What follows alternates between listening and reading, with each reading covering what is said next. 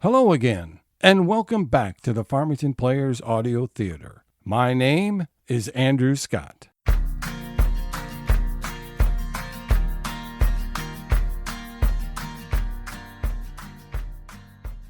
Previously on He Shed, She Shed. Richard, I've been thinking about what you said about letting go. By dwelling on my revenge against Donna, the negative karma is tearing me up inside. I noticed your chakras have been out of alignment lately. And if I focus on fixing you... That makes both of us miserable. So where does that leave us? I need some time and space to regroup. I want to look inward and focus on myself. I need to figure out what makes me happy and what I want to do in retirement. A bit of introspection would be good for both of us. That's why I think we should each plan, design, and build our own caves. A safe place that is our private sanctuary to do our own thing without annoying each other. My own man cave? Man cave, he shed, whatever you want to call it. Episode 4, Bungle in the Jungle.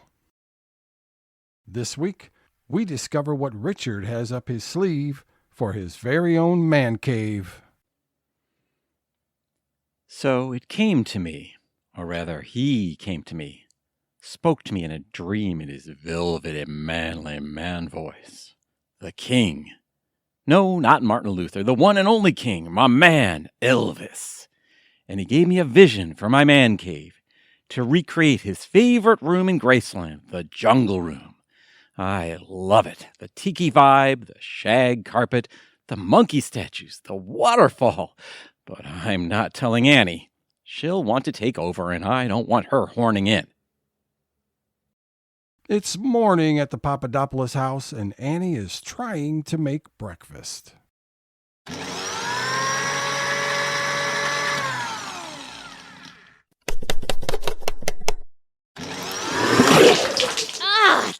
Damn it! Annie, what the hell? Your face looks like it's melting. It's pancake mix, Richard. I was pureeing the batter. You don't puree pancake batter. I needed to flatten the blueberries I threw in. It's pancakes, not smoothies. And I'm not wearing my contacts. I didn't see the fork in the pitcher, so when I hit the button, it exploded. Here's a towel. Where's your contacts? I didn't put them in. It feels like rocks in my eyes. I don't see well anymore. I need new ones. Good idea. Here, I'll get the batter off the fridge, and the floor, and all the drawers you, of course, left open. Cheap foreign crap. Why do you persist in this delusion that you can cook? Because I can. You can microwave with adult supervision. Plus, I was distracted, thinking about my shed, getting excited. Oh, yeah? Any ideas? They're floating in my head. Nothing final yet. Same here. But when I figure it out, you'll be the first to know. Later that morning, Richard meets up with Joey at the tennis club.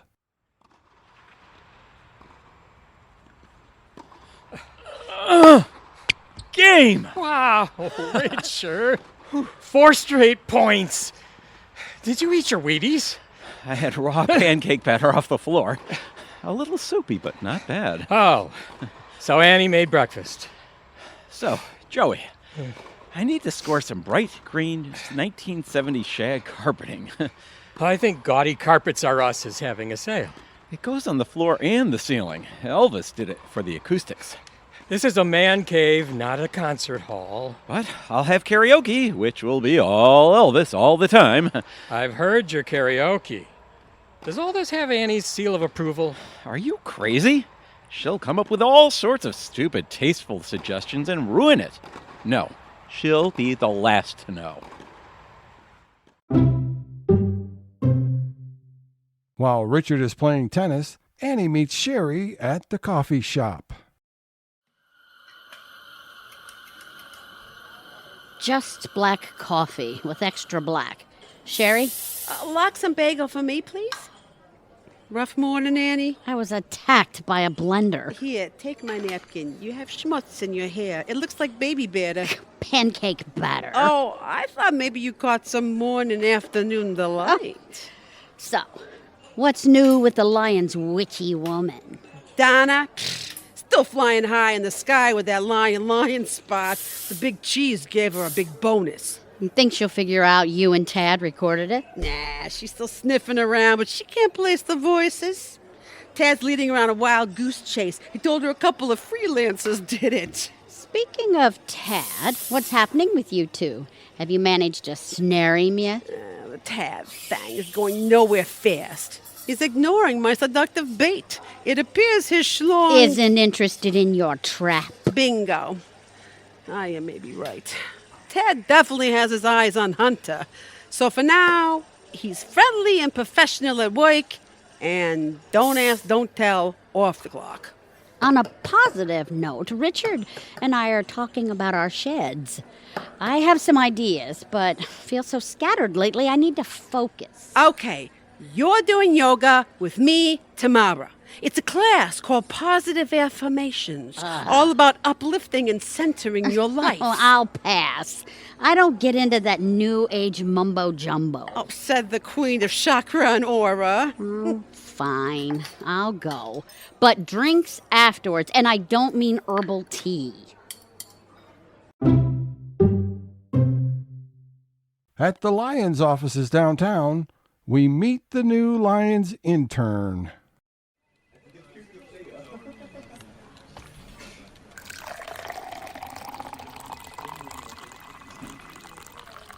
So, Tad, any updates on the Lions talent?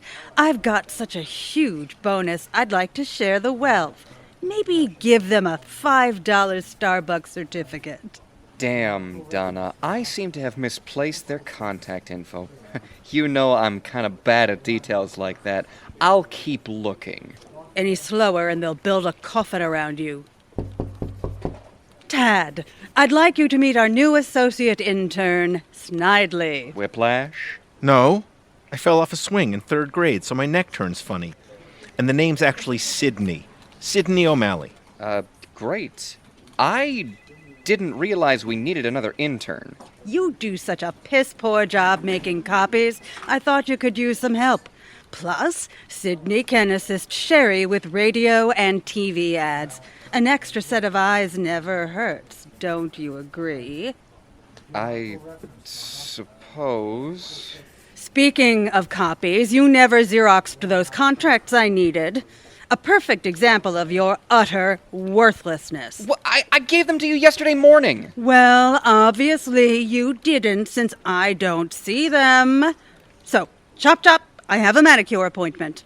I knew it. That worm won't admit he and Sherry did the spot. Great job exposing them with that voice recognition app, Snidely. My name is Sydney, Aunt Donna. Is that what it says on your birth certificate? Hopefully. Mom may have been a poor speller. Just don't call me Aunt Donna. People will think it's nepotism. It is nepotism. It's me patronizing my favorite so I have better control of this office. But exposing Tad and Sherry's treachery was helpful. You're worth every penny. You don't pay me a dime. Don't be such a crybaby. So, your name's on the email account now, not Sherry's. I want to make sure no one tries any more stealth moves. My revenge will come, all in good time. After finishing up their tennis match, Joey and Richard head to Ocelots. Fantasy football time. Where's Bambi? We need to place our drink order. Football is best discussed when mildly inebriated. So, Joey, did I tell you Annie thinks I'm contemplating an affair with Bambi? Really? Jeez, Bambi, I didn't see her there. Why would Mrs. P think that? You're 40 years older than me. 30, actually. You did the math? No, I did not do the math, just approximating. No, he did the math. Okay, I did. So Annie could see what a ridiculous notion it is. I realize many young women cite maturity, wisdom, and discernment as reasons to date older men. You're a great guy, Mr. P, but I can't recall you exhibiting any of those qualities. Wow, way to sugarcoat it. So, who's your sidekick? This is Victoria, our latest trainee. I need to cover another section, so she'll take care of you. Victoria. What a regal name. Were you named after the Queen? Wow, we We have a queen? Who knew? It's a well-kept secret. What are you working on? Is that a score sheet? No, it's our fantasy football team picks for upcoming games. We get together every week to hash this out. It's fun. I'm trying to learn football. My new boyfriend, Trevor, is so into it. But it's really over my head. Well, perhaps I could stop by sometime and explain it to you. Trevor plays on some team. I can't remember the position, but he said it was very special. Oh, so he's on special teams. He kicks the ball over that bar thingy. The field goal kicker?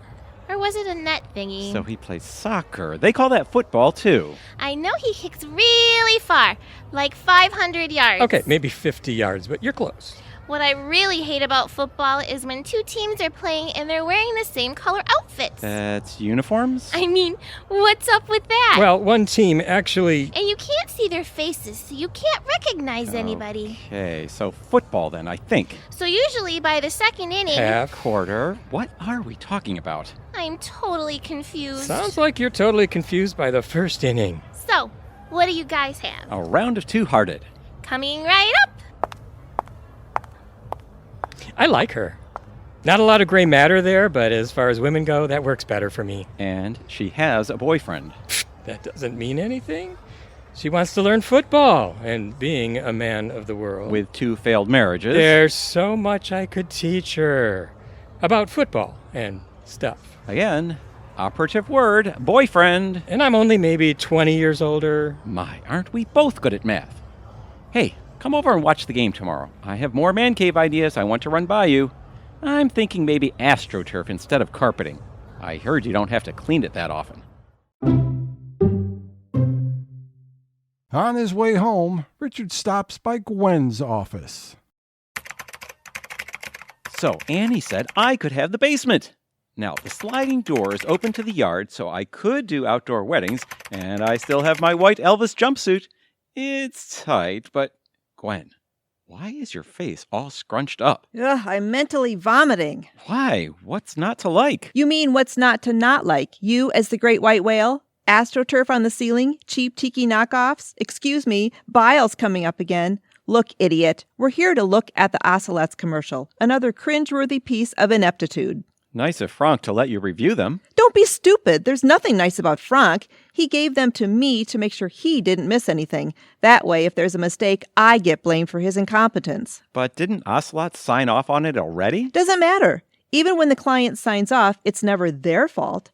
By some miracle, they did approve Take 12, after the graphics department did some heavy visual whitewashing. We did 12 takes? No wonder I got airsick. Oh, don't remind me. That was Take 10 where you made a direct puke hit on the pizza box. But here's Take 12. Wow, they really made it look pretty. No, they made it palatable. It's a big step up from Take 1. Let me show you that one, Tarzan. Stuff of nightmares. Jeez, I didn't realize I hit that cameraman so hard. Good thing EMS got there fast. You knocked him out cold. I hope he got hazard pay. Hope he doesn't sue, you moron. I'm sure the real Tarzan hit a few trees before he got the hang of vine swinging. Plus, I had to hold on to my Jane. Maybe if you weren't so focused on fondling her boobs. I was not fondling her boobs. I was adjusting her headlights. Well, the ad's approved. Hold on. Frank missed that a couple in the bar are wearing Lions jerseys. Dang it. Someone in their marketing department needs to sign off. Put it on a thumb drive and I'll stop by at their office. I want to make sure Sherry signs off on it. Annie doesn't trust Donna, their sleazebag marketing manager. Fine, but don't screw up. And could you load all the takes onto the drive? I'd like to keep them on my personal computer. For the memories. Of what? The boob fondling?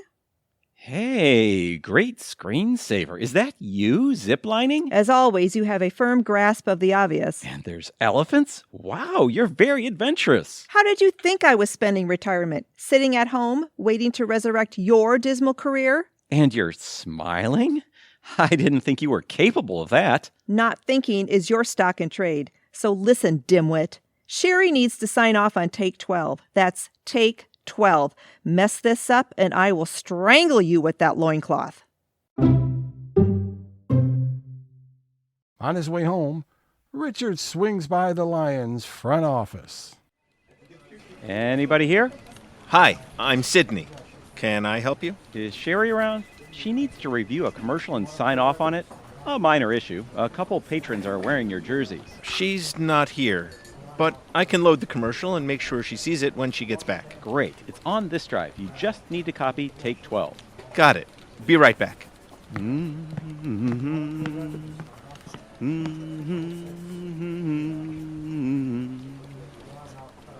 Dreams come true in blue Hawaii. All set. Hey, you're singing Elvis, my mom's favorite. Your mom has good taste. What did you say your name was? Sydney. A pleasure. And you are? Richard Pappadapolis, the ocelot guy.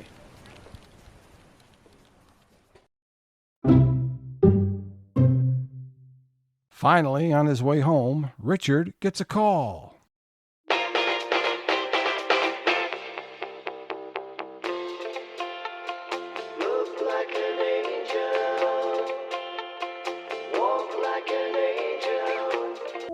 Hi, Gwen. What? Oh, I have a ringtone for you.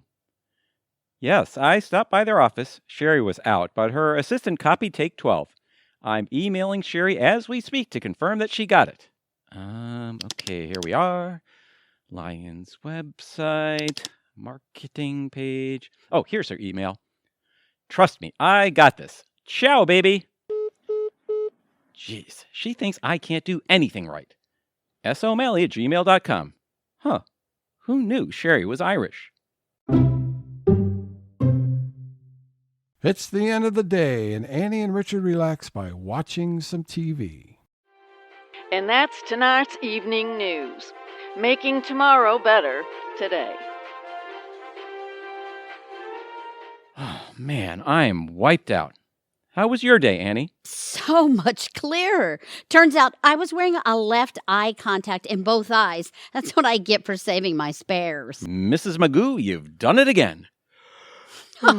Has your belly button always been that big? What are you talking about? It's like I'm seeing it for the first time. It's humongous. Fill it with water and you have a hot tub.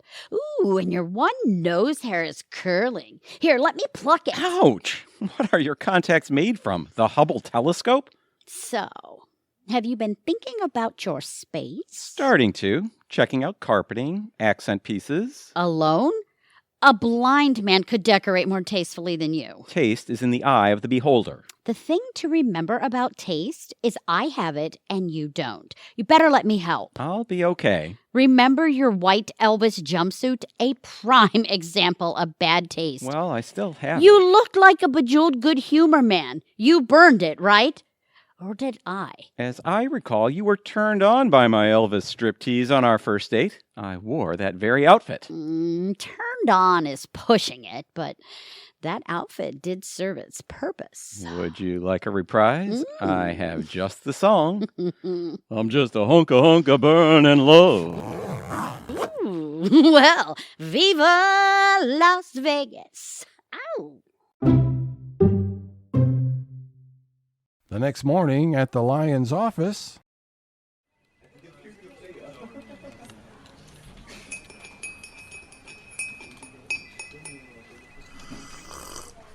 It's beginning to look a lot like Christmas. I told Richard I only copied take 12. I could have sold him the Ambassador Bridge. Richard dropped this in our laps and let you take all of it. You're a sneaky cuss, Snidely. I'm doubling your salary. It's Sydney, and 0 times 2 is still 0. Look at take 1. I wonder if that cameraman is still alive. Ooh, methinks a creature stirs under Tarzan's loincloth. Oh, look out, Jane. There's a snake in the grass. I'm sure the TV and YouTube audience will enjoy weighing in. So, what's our next step? Some creative splicing. Then we send the revised spot to traffic, tell them the client signed off, and add Sherry's name as approving the Lions logo placement. And if she gets fired, I get moved up from intern to personal assistant with a real salary. If she gets fired, Sherry's career will be toast. Richard will be blackballed. Annie will be totally humiliated. And Tad? Well, he'll be lucky finding work at a Coney Island. Oh, I'm loving these scenarios. Hold my calls and keep Sherry and Tad out of here. Later that afternoon, Annie invites Mark over to the house. Hey, Mark. You're probably wondering why I invited you over. Well, Annie, Richard's playing tennis, and we're alone in a bedroom, so naturally, I'm assuming Which is why you should never assume. So, what prompted this delightful invitation? Thanks to your suggestion, Richard and I are creating our own spaces, so I wanted you to be the first to hear my idea. You're putting in a hidden door for our secret tryst? I'm thinking of knocking down the walls between these two guest bedrooms and creating one large minimalist space. For what? Because I need space. This much? What are you going to do? Teach ballroom dancing? Well, I was thinking of a bookshelf. You don't read. I started a book club, remember? Yes. Did you read the book selection? That's not the point. Okay, so a bookcase for your non-books. What else? Maybe one of those cool fainting couches for napping. You don't nap. You certainly don't faint. Seriously, what are you going to do in this room besides avoid Richard? Drink a lot of wine? Now you're talking. But you don't need to knock down a wall for that. And don't your kids stay in these rooms when they visit? Do you remember the last time that happened? Neither do I. But didn't Sarah just get married? And Daphne get a new job? And Philip lives out of state. I mean, he told me he's training for a marathon. You guys talk? Oh, once in a while. I told you that. Oh, glad things are so warm and fuzzy with you two. Annie, we're both jocks. We compare exercise programs, training, supplements, guy stuff. Well, catch me up sometime. You're obviously closer to my son than me. No, I just act more interested when he calls. Cut your kids some slack, or at least give them a heads up about your plans. I don't need their permission to remodel my house. Did you tell Richard about your shed? Of course not. I'm sensing unresolved issues. Maybe you need to focus on family before you build a space to focus on yourself. That same afternoon, Richard and Joey meet up at the tennis club. Nice lob, Joey. Whew. Let me catch my breath. I had you running like a chicken. So, what's the latest with the man cave? I found some great stuff on a site called Tiki Tacky Tiki. Yeah, no comment. Did you know Elvis loved animals? Maybe I should get a pet. What did he have? Great Danes. He had horses, too. Great Danes are horses. Maybe get a starter animal, something small, old, and half dead. Will Annie let you have a pet? Does everything I do need her approval? You need to listen to her. I'm my own man, you know. Good one. But a conversation. You ever have a pet? I had a pet rock once. Does that count? No. Good, since I lost it. Speaking of cats, which we weren't. Ocelots in particular. Let me guess. You're taking Victoria to Chuck E. Cheese. Close. I invited her and Bambi to watch the game with us. Are you insane? After what I told you about Annie? You said Annie would be at yoga. Bambi heard that your commercial's airing tonight and thought it would be fun to watch it together. So why invite Victoria? Come on, man. I can't ask Victoria out at Ocelots. It would look like I'm hitting on her. You are hitting on her. Yeah, but it looks bad at her place of employment. And it looks better at my house? I just want to gauge if there's any mutual interest. Fine. I guess it would be rude now to tell them they can't come. It'll be fun. A couple of glasses of wine, my famous Rotel dip, me dazzling Victoria with my sports knowledge as we play Name That Game. What could go wrong? That evening, Annie and Sherry try to relax by doing some yoga.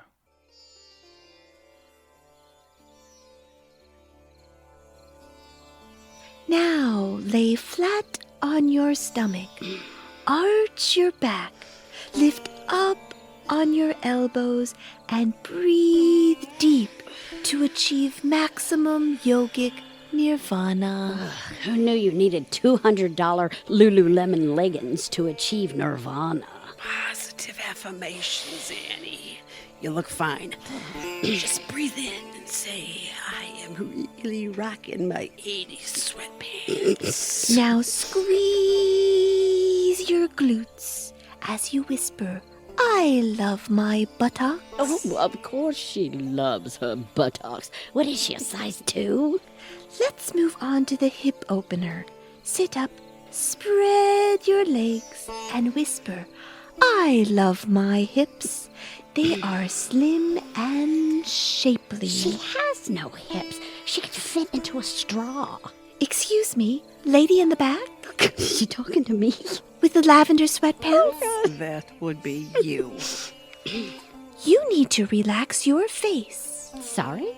Softening your face allows the sacred sounds of the bongo drums to calm your aura as they beat to the vibrations of your heart. She said aura. See? I knew this was for you. God, stop being such a judgmental bitch. I'm not the aura expert, but yours seems pretty black right now. Well, it was something Mark said. Why do you still see Mark? We have history. Why do you see men too young to drive? We have no history. Love him and leave him. What about Richard's friend Joey?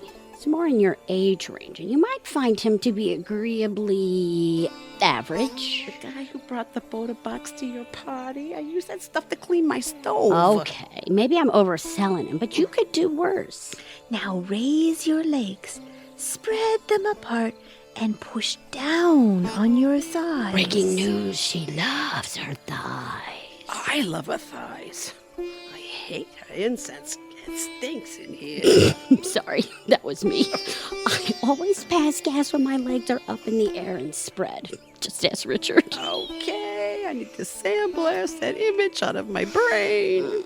Mark thinks I have unresolved issues with Richard, with the kids whom I never see, so how the hell could I have issues? Once you complete your shed, you'll have a place to think it out.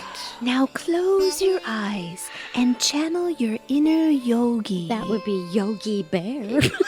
God, Sherry, this class is interminable.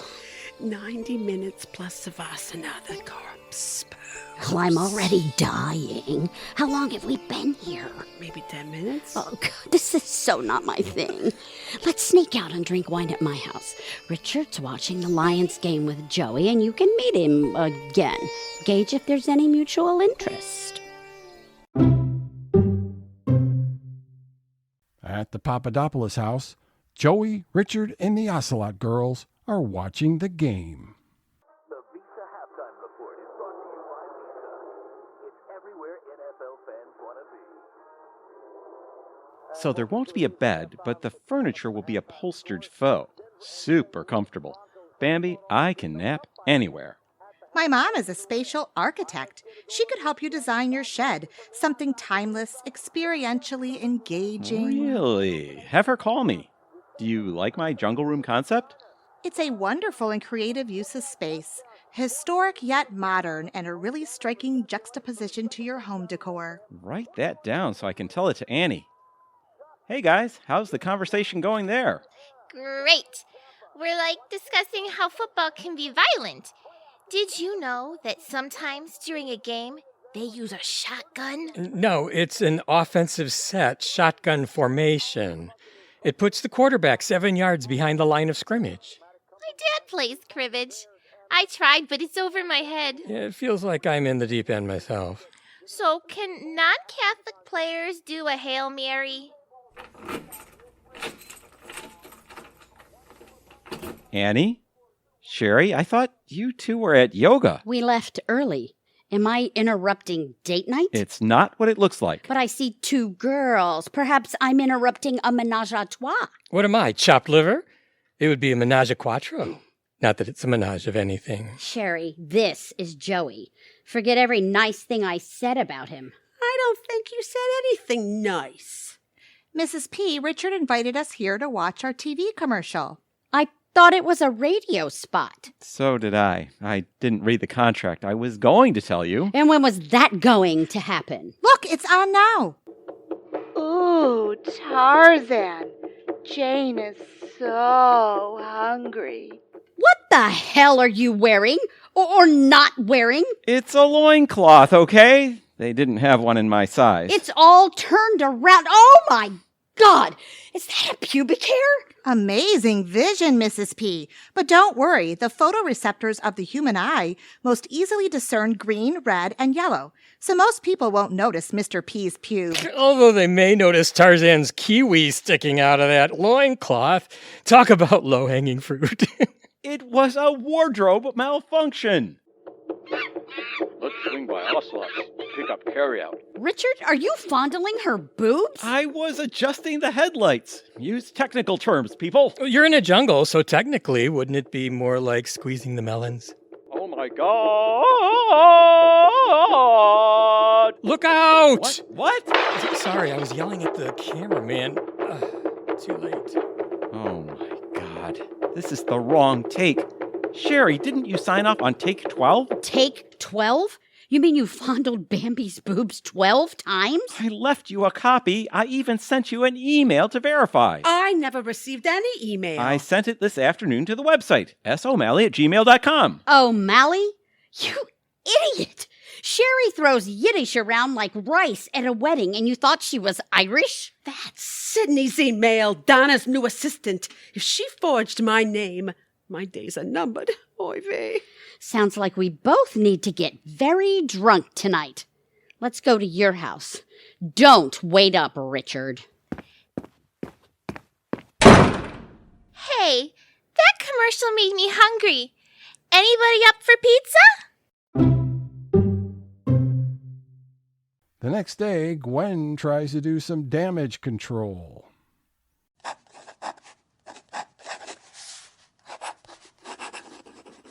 So, Gwendolyn, nice day outside. It's raining, you ass. So you summoned me about the commercial. Honest to God, Richard, I can't even keep you on a short leash. I need you on a choke chain.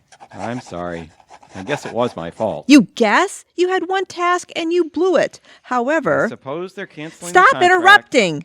I just heard from Ocelots. It seems the commercial's a hit. Their phone is ringing off the hook and people want the Tarzan pizza. They're calling it the Tarzan Grande. Really? They must have noticed my bulging loincloth. Don't delude yourself. They're referring to your bulging gut. Despite the disgust factor, Ocelots wants to shoot another commercial. You and Jane swinging by to grab some burritos. Maybe this'll help with Annie. She didn't come home last night. I guess I should have told her about the commercial with Bambi. You guess? I'm amazed she's never killed you in your sleep. The next morning at the Papadapolis house... You don't have to skulk in, Richard. The door's open. It's not Richard, it's Bambi. Good morning. If you're looking for Richard, he's not here. Actually, I came to see you. I have nothing to say to you. But I do. I want to allay any suspicions you have of Richard and me carrying on a relationship that's anything but professional. Our age difference alone is quite daunting. Ugh, age is only a number. My mother married very young and is now 39. Richard is closer in age to my grandfather. Well, that does make him sound like an old geezer. Indeed. Richard also told me about your mutual shed plans, so I wanted to bring you this gift for your shed. What is it? Tillandsia, an air plant. I'm horrible with living things. Even my weeds die. That's the beauty. There's nothing you have to do. It thrives on air. You only need to give it light. Sounds like a lot of work. And since Richard will need ferns and plant life to accent his rock waterfall, perhaps you could share its offspring with him. Waterfall? Ferns? He has some very unique ideas. Although I did talk him out of the Shetland pony. Why don't you sit down and tell me about Richard's shed? Maybe we can come up with a gift that I can give him. I'd love that, Mrs. P. Oh, call me Annie. A bit later that morning. Oh, Annie, you're home. Just get here? I've been home a while, Richard. I had a nice talk with Bambi. Bambi came over? Why? To assure me that, as far as a love interest, she sees you as one step away from a nursing home. Doesn't she know 50 is the new 30? She also told me about your shed plans. Sounds like everyone knew about them except me. Maybe because everyone else is easier to talk to. Aside from your usual guilt tripping, what do you think about my plans? For starters, AstroTurf? It has chemical runoff. And rocks? A waterfall? Do we really want mold in the house? Elvis made it work. And outdoor weddings? You, prancing around like a polyester white elephant, will be the laughing stock of the neighborhood. These sheds are supposed to be places to relax. It's not about you resurrecting your tawdry Vegas past. Is that really how you see me? And seriously, Richard, a pony? I should have been involved from the beginning to put a kibosh on your insanity. So what is your shed idea? I'm knocking down the walls to the guest bedrooms and creating something minimalist and classy. The guest bedrooms? But that's where our kids stay. They're cold and thoughtless and haven't been here in years. And they're my kids, not yours. That's not how marriage works, Annie. Those kids may be total losers, but they're my losers too. Yeah, you didn't raise them. I helped them with homework, gave them advice. But yeah, you raised them, not me. Maybe that's why they're cold and thoughtless. The apples didn't fall far from the tree. How dare you imply that I was a bad mother? You know, at least Mark was supportive when I showed him the room. Mark was in the guest bedroom with you? So how did you entertain your guest, with or without clothes? God, you're a dick. Dick. You know what, Annie? You're right. It's your house. Your kids, your money, your space, your life. I am sick of groveling, sick of the insults, sick of being your whipping boy. I don't want separate spaces anymore. I want to separate. Oh! Hey, just in time to the party. Be sure to check out your room one last time before Mommy Dearest turns it into her own personal brothel. Daphne? Hi, Mom. Is Richard right? Did I go too far? How did I act any different than I always do? This is our dynamic. Richard's a laid-back power napper. I make things happen. I lead, he follows. What went wrong? And now Daphne's here at the worst possible time. I can multitask the hell out of work projects, but managing a family crisis... Richard needs to apologize, because he knows that is not in my skill set. Now he wants to separate. I don't know what I want, but I don't want this. You've just listened to He Shed, She Shed, Episode 4, Bungle in the Jungle, written by Marilyn Zerlak, directed by Maureen Mansfield, David Reinke, and Tim Timmer. Featuring the voices of Tony Targan as Richard Pappadapolis, Nancy Cooper as Annie Pappadapolis, Rose Randall Warner as Sherry Wine, Dave Durham as Joey Greene, Ann Kraft as Gwen LaFarge, Jim Moll as Mark O'Leary, Barbara Bruno as Donna Dolittle, Kristi Schwartz as Bambi Devine, Andy McNamara as Hunter Bronkowitz. Today's episode also featured Tristan Seaver as Tad Singleton, Keith Firstenberg as Sidney O'Malley, Ansley Barnard as Daphne White, Stacey Nellis as Victoria, Beth Egan DeGuise as Electra, the yoga instructor, and Barbie Wiessermann as LaToya Jones. And many thanks to our team of players backstage, our production director, Eric Nogus, our audio and video engineer, Brennan Harvath, and our logo was designed by Marilyn Zerlak. And me, I'm your host, Andrew Scott. We hope you have enjoyed our program, and please don't forget to hit the subscribe and notification buttons to make sure you get alerted anytime we upload new content. Thanks for listening to the Farmington Players Audio Theater. Bye for now.